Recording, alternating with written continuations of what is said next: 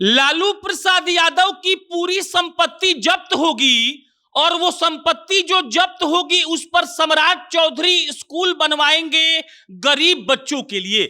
और ये बात जो अभी हम कह रहे हैं ये हवाई बात नहीं है, ये बात स्वयं सम्राट चौधरी ने कहा है कि लालू यादव ने जितनी भी संपत्ति गलत कामों को करके अर्जित की है उन तमाम संपत्तियों को जब्त करके अब सरकार ये सोच रही है कि उस पर स्कूल का निर्माण करवाया जाए। और सम्राट चौधरी का भौकाल तो भाई बिहार में ऐसा हो गया है जिसको देखकर सब लोग कह रहे हैं कि देखिए भाग्य चमकता है तो ऐसे चमकता है। और जिस सम्राट चौधरी को ना जाने तेजस्वी यादव ने बिहार में चुनाव के वक्त क्या क्या कहा, उस सम्राट चौधरी ने फिलहाल तो पूरे बिहार में भौकाल मचाया है, एक तरीके से धागा खोल कर रखा है। देखिए तस्वीर तो पहले हम लगाए हैं यहां महुआ बाग वाले लालू जी के घर का, और सम्राट जी का और लालू जी का फोटो भी लगाए हैं। और इसीलिए लगाए हैं ताकि आपको यह समझा सके कि सम्राट चौधरी ने कल जो कहा है उसका मतलब क्या है। पहले तो आप यह समझिए कि सम्राट चौधरी किस बात पर ऐसा बोल गए। सम्राट चौधरी एक घर का उदाहरण दे रहे थे जो चिड़िया खाना के पास शायद है। उन्होंने कहा कि 20 साल से उस घर पर ताला लगा हुआ है।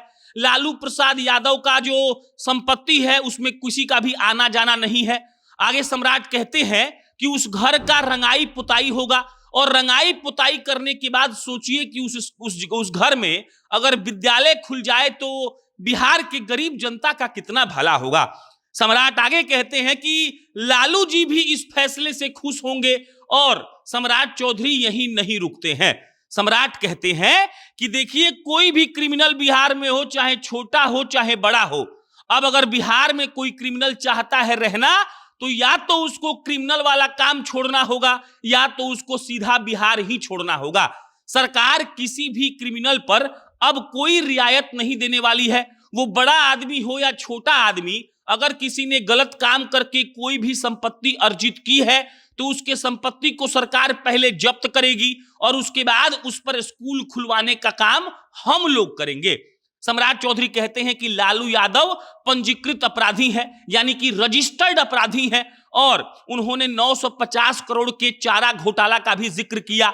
चारा घोटाला के बारे में सम्राट कहते हैं कि सीबीआई और ईडी ने कई संपत्तियों को अपने चार्जशीट में अटैच किया था, और उन्हीं संपत्तियों के बारे में बोलते हुए सम्राट ने कहा कि हम तो स्कूल खुलवाएंगे, और स्कूल खुलवाएंगे तो लालू जी को भी अच्छा लगेगा।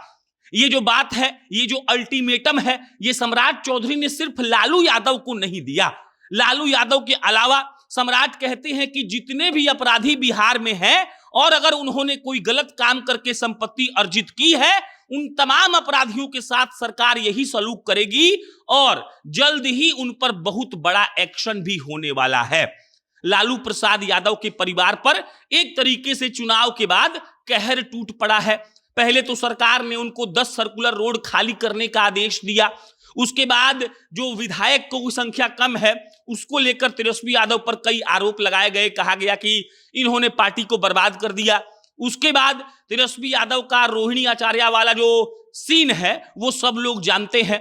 तेज प्रताप जी ने तो अलग पार्टी ही बना ली है। मिला जुलाकर लालू प्रसाद यादव के पूरे परिवार पर फिलहाल संकट के बादल मंडरा रहे हैं, और ऐसे में सम्राट चौधरी भी रुकने का नाम नहीं ले रहे हैं।